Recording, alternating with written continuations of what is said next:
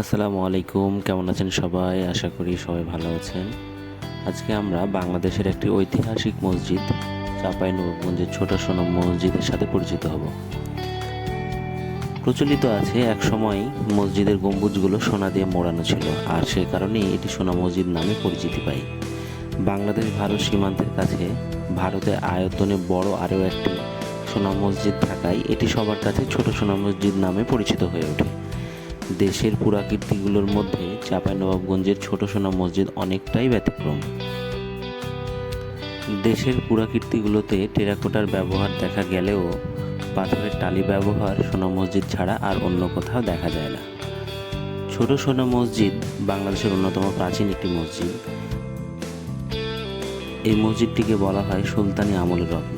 সুলতান আলাউদ্দিন হোসেন শাহের রাজত্বকালে মনসুর ওয়ালি মোহাম্মদ বিন আলী নামক এক ব্যক্তি এই মসজিদটি নির্মাণ করেন বলে ধারণা করা হয়।